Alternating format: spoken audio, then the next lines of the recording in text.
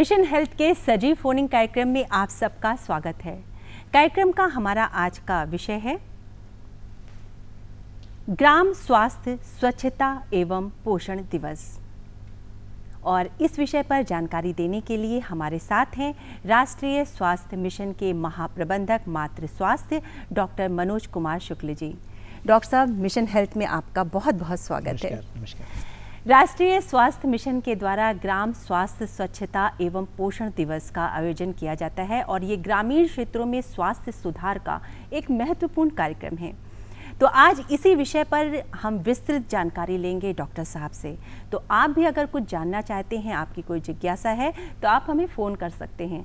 Phone करने के लिए नोट कर लीजिए आप हमारा फ़ोन नंबर है 0522 220 5756, 0522 2288 0522 407 6802। और आपसे अनुरोध है जब भी आप फ़ोन करें अपने टीवी सेट का वॉल्यूम कम रखें ताकि आपकी आवाज़ हम तक अच्छे से पहुंच सके। डॉक्टर साहब, फ़ोन कॉल्स आने शुरू हों उससे पहले ये जानना चाहेंगे कि ग्राम स्वास्थ्य स्वच्छता एवं पोषण दिवस, इसको मनाने की आवश्यकता क्यों महसूस हुई? कई सारे प्रोग्राम, स्वास्थ्य के प्रोग्राम, पोषण के प्रोग्राम, स्वच्छता के प्रोग्राम, ये बिखरे हुए थे और इन सभी प्रोग्राम्स को एक स्थान पर लाकर जो है ग्राम स्वास्थ्य स्वच्छता एवं पोषण दिवस की संरचना की गई है जी। और इसीलिए जो है इसको मनाया जाता है। डॉक्टर साहब, क्या इसके लिए कोई निश्चित दिन या तिथि निर्धारित की गई है? यूँ तो प्रत्येक बुधवार या शनिवार इस दिन को निर्धारित किया गया है, लेकिन कुछ स्वास्थ्यकर्मी ऐसे हैं जिनके क्षेत्र में बहुत सारे गांव हैं, तो वहाँ पर कुछ अतिरिक्त दिवसों पर भी इसकी आयोजन किया जाता है, लेकिन प्रमुखता से बुधवार और शनिवार इसके लिए निर्धारित है। तो केवल बुधवार और शनिवार को आपके आसपास में कहीं पर भी VHND के नाम से जो ये कार्यक्रम है वो चलता है। तो डॉक्टर साहब, तिथि तो निर्धारित हो गई, दिन निर्धारित हो गए, तो माह में ये कितनी बार होता है? कि माह में एक बार होता है कि 2 बार होता है? दरअसल लगभग 1000 पॉपुलेशन जो है, 1000 की आबादी पर एक सत्र का आयोजन करते हैं और वो उस क्षेत्र में किसी एक निर्धारित स्थान पर बुधवार को या शनिवार को होता है। तो हमारे जो ग्रामीण क्षेत्र के वर्कर्स हैं वो इसकी सूचना रखते हैं और लोगों को बताते हैं कि किस दिन उनको अपने नज़दीक के स्वास्थ्य केंद्र पर या एक निर्धारित स्थान पर जाना है। तो इसके लिए कैसे सूचना गाँव के और ग्रामीणों तक पहुंचाई जाती है? इसकी क्या व्यवस्था करी जाती है? आप जानती हैं कि हमारे ग्रामीण क्षेत्र में ANM हमारी हैं जो कि सेवाएं देती हैं।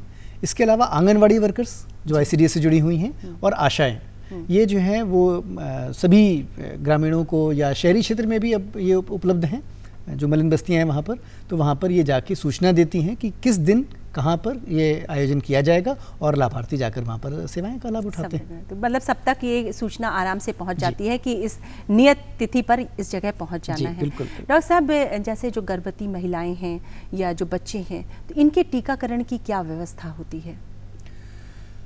मैंने बताया कि स्वास्थ्य, सैनिटेशन और पोषण तीनों को एक ही प्लेटफॉर्म पर डाला गया है। तो इसमें गर्भवती माताएं जिनको टेटनस की टीके की आवश्यकता है और जो बच्चे हैं जिनको कि नवजात से लेके 2 साल तक के जो बच्चे हैं उनको सबसे ज़्यादा टीकाकरण की आवश्यकता है, उनको टीका लगाया जाता है। अभी आप स्क्रीन पर देख रहे होंगे एक सुरक्षित मातृत्व पुस्तिका। तो जब हमारी कोई गर्भवती महिला हमारे केंद्र पर आती है इस VHND में, तो हम उस टीकाकरण कार्ड के साथ साथ एक पुस्तिका भी उनको देते हैं जिसमें उसकी पूरी गर्भावस्था के बारे में जानकारी होती है। और ये जो टीकाकरण कार्ड आप देख रहे हैं, इस टीकाकरण कार्ड में उसका पूरा इतिहास दर्ज किया जाता है कि उस महिला को क्या तकलीफ़ है, कौन से टीके लगाए गए हैं, कौन सी उनको जांचें की गई हैं, उसके खून की जांच, ब्लड प्रेशर की जांच, शुगर की जांच, वो सारी जांचें इसमें दर्ज की जाती हैं। तो ये रिकॉर्ड रखना बहुत ज़रूरी है। मैं बताना चाहूँगा कि आपने जो तस्वीर देखी है, ये एक ऐसा दस्तावेज है कि चाहे आप टीकाकरण के लिए बार बार जा रहे हैं तो आपके रिकॉर्ड में लिखा हुआ है कि आपको TT का एक टीका लग गया है तो दूसरा लगना है। बच्चे को अगर कोई DPT का टीका लग गया है तो DPT की दूसरी खुराक लगनी है। तो इस तरह से इसका पूरा इतिहास रहेगा। जी डॉक्टर साहब, इसी पे हम फिर से आएंगे।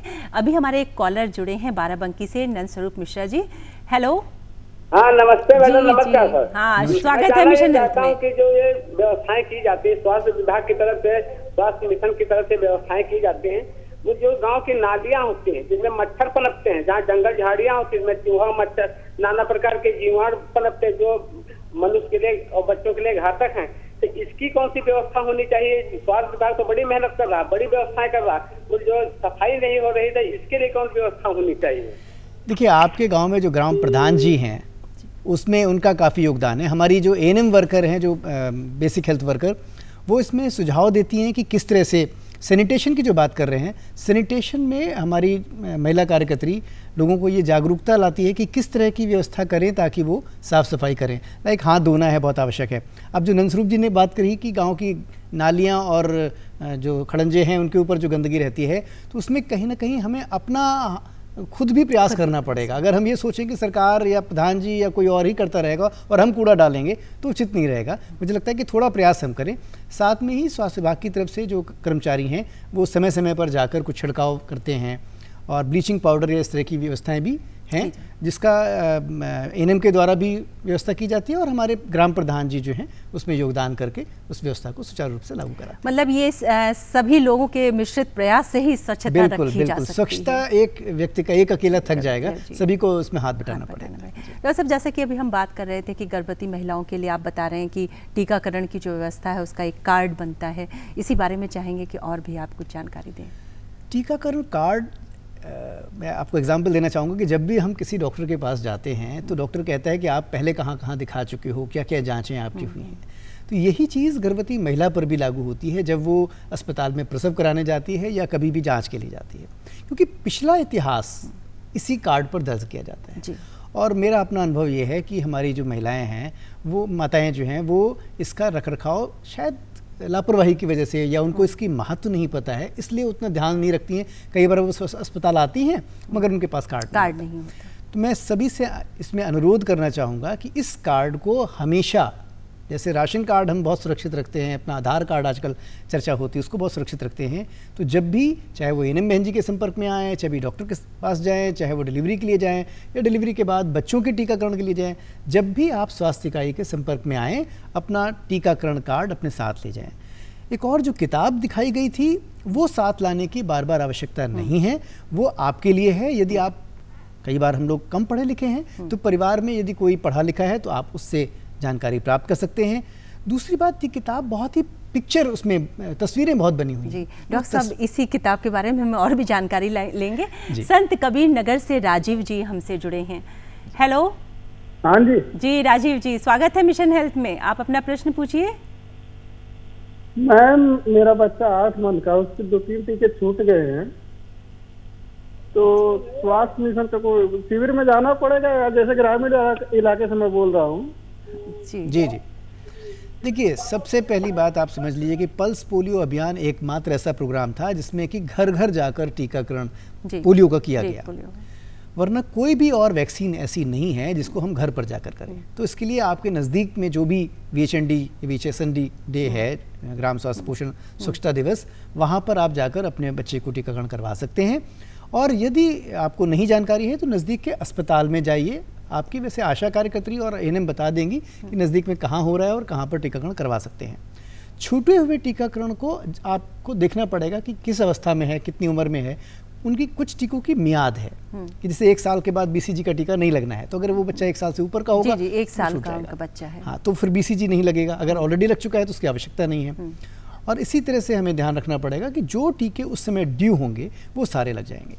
लेकिन मेरा अनुरोध ये है कि जो भी हमारे स्वास्थ्य कार्यकर्मी हैं, वो जो समय बताते हैं कि कब आपको टीका लगवाना है, या तो अपने नज़दीक के स्वास्थ्य केंद्र पर, और अगर आप कहीं और भी हैं तो वहाँ पर जो नज़दीक पड़ता हो उस स्वास्थ्य केंद्र पर जाकर टीके ज़रूर लगवा लें। जी। तो राजीव जी, बच्चे को टीका ज़रूर लगवा लीजिए जो नज़दीक का स्वास्थ्य केंद्र है वहाँ पे जाकर। और प्रश्न करने के लिए बहुत बहुत धन्यवाद आपको।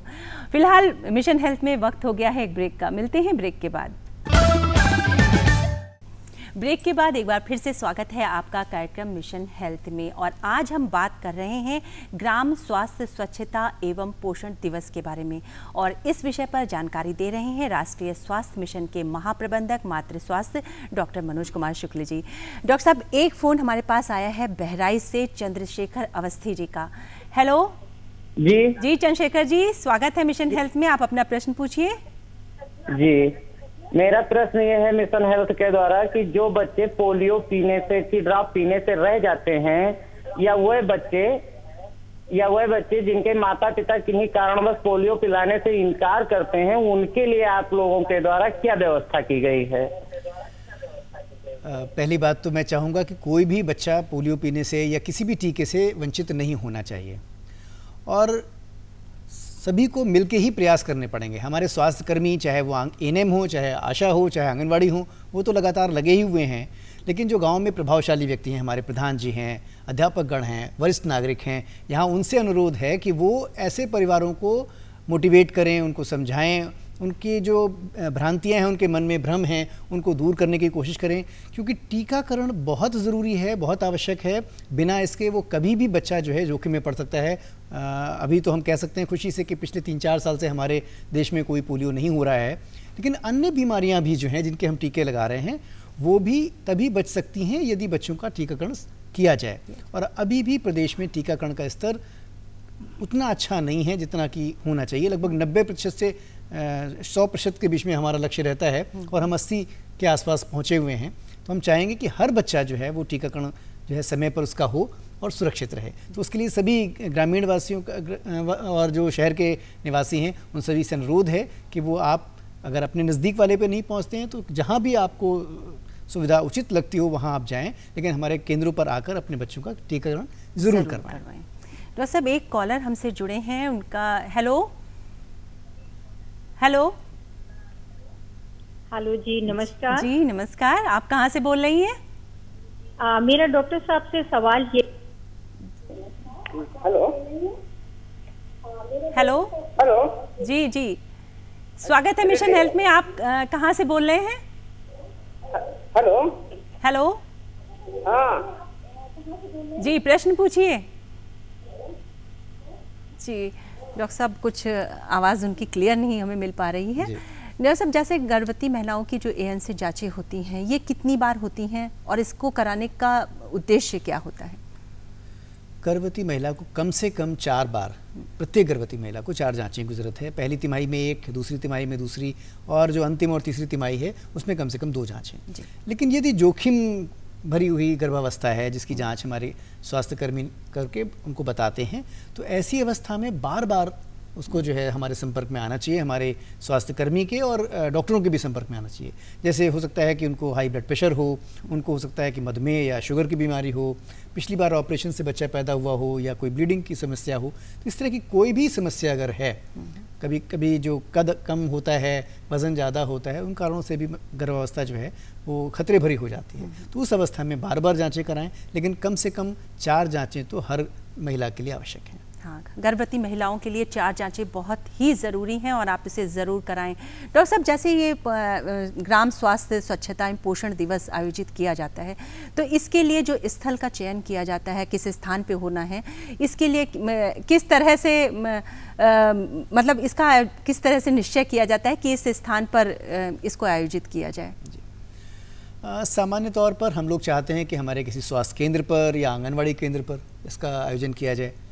तो कोशिश करते हैं कि जो पहला बुधवार हो वो हमारे जो नज़दीकी स्वास्थ्य केंद्र है, जो एएनएम का उपकेंद्र है, वहाँ पर किया जाए। इसके अलावा यथासंभव हम लोग आंगनवाड़ी केंद्रों पर करते हैं। डॉक्टर साहब, अपर्णा जी का एक फ़ोन ले लेते हैं, फिर इसी बात पे करते हैं इस पे। हेलो अपर्णा जी, उन्नाव से अपर्णा जी हैं।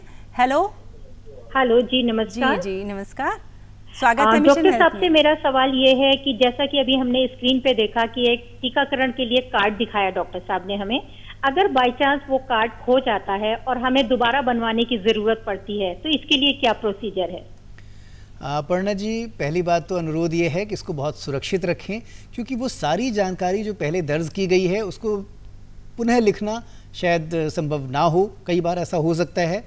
और दूसरी बात ये है कि यदि आपका कार्ड खो जाता है तो उस स्थिति में जिस भी स्वास्थ्य उपकेंद्र से आपने अपना कार्ड बनवाया है, जहां आपने अपने आप को पंजीकृत कराया है, वहां पर जाएं तो वो बना देंगे। अन्य जगह पर भी जाने पर कार्ड तो नया बन जाएगा, उसमें कोई चार्ज भी नहीं पड़ेगा, लेकिन वो सारी जानकारियां जो आपके टीकाकरण का इतिहास, आपके जो जांचों का इतिहास है, वो उसमें दर्ज नहीं होगा, तो ये एक मुश्किल थोड़ी आएगी। अनुरोध यही है कि आप टीकाकरण कार्ड का अपना हक समझते हुए मांगें, बनवाएं और फिर उसको सुरक्षित रखें, खोए नहीं। जी अपर्णा जी, आपको प्रश्न का उत्तर मिल गया होगा। प्रश्न करने के लिए आपका बहुत बहुत धन्यवाद। फिलहाल एक ब्रेक का और वक्त हो गया है मिशन हेल्थ में, मिलते हैं ब्रेक के बाद। आप देख रहे हैं कार्यक्रम मिशन हेल्थ और आज हम जानकारी ले रहे हैं ग्राम स्वास्थ्य स्वच्छता एवं पोषण दिवस के बारे में डॉक्टर मनोज कुमार शुक्ल जी से। डॉक्टर साहब, ब्रेक पे जाने से पहले हम बात कर रहे थे कि जो आयोजन स्थल होता है उसका चयन कैसे किया जाता है। आयोजन स्थल का चयन हमारे जो स्वास्थ्यकर्मी हैं उन्हीं के द्वारा किया जाता है और ध्यान हम ये रखते हैं कि किसी भी वर्ग के लोगों को वहाँ आने में असुविधा ना हो। ग्रामीण स्थल में परिवेश में ये ध्यान रखना पड़ता है। और दूसरा, कम से कम वहाँ पर लोगों के बैठने की व्यवस्था हो, एक छोटा सा शौचालय भी अगर पास में हो तो बेहतर रहेगा, पानी की पीने की व्यवस्था हो और गर्भवती महिला की जाँच के लिए एक कम से कम प्राइवेसी की कुछ व्यवस्था उसमें हो। बहराइच से रेखा पांडे जी का फ़ोन है। हेलो रेखा जी। जी, स्वागत है मिशन हेल्थ में, आप अपना प्रश्न पूछिए। हेलो, हम रेखा पांडे बोल रहे हैं बहराइच से। हमारा प्रश्न है, जैसे गर्मी का मौसम, महिलाएं गर्भवती हैं तो स्वास्थ्य केंद्र से उनको क्या जानकारी मिल सकती है? गर्मी हो या सर्दी, हर समय स्वास्थ्य की आवश्यकता है और जब आप VHND में जाती हैं, ग्राम स्वास्थ्य पोषण और स्वच्छता दिवस में जाती हैं, तो उसमें साफ सफाई के बारे में और ख़ासतौर से जो गर्भवती महिला है उसको क्या सावधानियां बरतनी हैं, आराम करनी है, उसका पोषण के लिए उसको क्या ध्यान रखना है, ये सारी जानकारियां हमारी स्वास्थ्यकर्मी देते हैं। पोषाहार का भी वितरण हमारी जो आंगनवाड़ी कार्यकर्त्रियां हैं वो उस दिवस में करती हैं, तो इस तरह से एक न्यूट्रिशन भी इम्प्रूव होता है। और इसके बाद जब धात्री माँ है जो आती है तो उसको भी पोषाहार का वितरण अगर ग्राम स्वास्थ्य स्वच्छता पोषण दिवस पर वो जा रही हैं तो उनको दिया जाता है। जितनी भी जानकारियाँ हैं वो अधिक से अधिक जानकारी का लाभ आप इसमें उठा सकते हैं और आपकी अगर कोई शंका है तो ज़रूर पूछिए वहाँ पर जाके। हमारे जो स्वास्थ्यकर्मी हैं वो उसके लिए तैयार हैं उत्तर देने के लिए। रेखा जी, प्रश्न पूछने के लिए आपका बहुत बहुत धन्यवाद। और प्रश्न अभी बहुत सारे हैं, बहुत सी जानकारियां हमें लेनी है, लेकिन फिलहाल एक ब्रेक का वक्त है। स्वागत है आपका एक बार फिर से कार्यक्रम मिशन हेल्थ में। डॉक्टर साहब, जब ये दिवस आयोजित किया जाता है तो इसमें किस आयु वर्ग तक के लोगों को स्वास्थ्य सेवाएं दी जाती हैं? यूँ तो हम सभी का स्वागत करते हैं, लेकिन 15 से 49 वर्ष के जो एलिजिबल कपल्स हैं खासतौर से उनका, और जो बच्चे हैं नवजात से लेके और 16 वर्ष के युवा तक जितने बच्चे हैं उन सभी का हम जो है, तो एक तरह से नवजात से लेके और 49 वर्ष की जो आयु वर्ग के लोग हैं उनका करते हैं। 15 से 49 में महिलाओं का ज़्यादा है। जी। डॉक्टर साहब, जो महिलाएं हैं, बच्चे हैं, उनका जो टीकाकरण किया जाता है तो उसके लिए क्या व्यवस्था होती है? टीकाकरण के लिए एक वैक्सीन कैरियर में, कोल्ड चेन में हमारी वैक्सीन वहाँ पहुँचती है। स्वास्थ्यकर्मी के पास उसके लिए सिरिंजेस या आवश्यक सामग्री होती है, वो खुद या तो लेके आती हैं, या एक ऑल्टरनेट वैक्सीन डिलीवरी के द्वारा वहाँ पहुँचाई जाती है। तो बहुत ही सेफ़ और सुरक्षित, इसमें कहीं कोई इशू नहीं है, कोई समस्या नहीं है। वो टीकाकरण करने के लिए बिल्कुल तैयार हैं, उनको जानकारी है कि कैसे टीका लगाना है, कौन सा लगाना है और क्या तालिका है, वो गाइड भी करते हैं। तो वो पूरी तरह से जो है they are ready for the work. जी डॉक्टर साहब, इस दौरान जो दवाइयाँ दी जाती हैं उसके वितरण की क्या व्यवस्था होती है? गर्भवती महिला को हम आयरन, कैल्शियम, एल्बेंडाजोल, ये 3 प्रमुख दवाइयाँ हैं वो हम वहाँ पर उपलब्ध कराते हैं। अगर किसी को दस्त वगैरह हो रहे हैं तो ORS का पैकेट भी वहाँ रहता है। विटामिन A बच्चों में दिया जाता है, वो दिया जाता है। जब बच्चों में टीकाकरण करते हैं तो यदा कदा बुखार की समस्या हो जाती है, तो उसके लिए पैरासीटामोल की व्यवस्था है। तो ये सारी औषधियाँ वहाँ पर उपलब्ध रहती हैं और गर्भवती महिला और बच्चों को दी जाती हैं। कोई भी इस तरह की समस्या उनको नहीं आती है। इसकी तालिका कि कितना कब देना है, ये पूरा निर्देश जो है हमारे स्वास्थ्य कर्मियों के पास हैं और वो तत्पर हैं कि वो आपको बताएं कि कैसे कैसे। उसका पूरा चर्चा यहाँ करना उचित भी नहीं होगा। जी।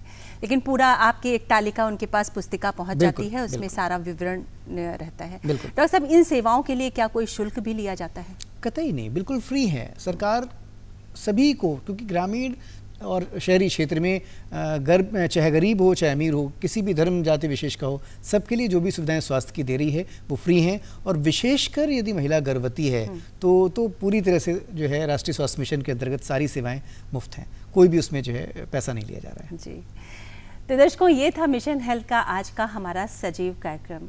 और अब चलते चलते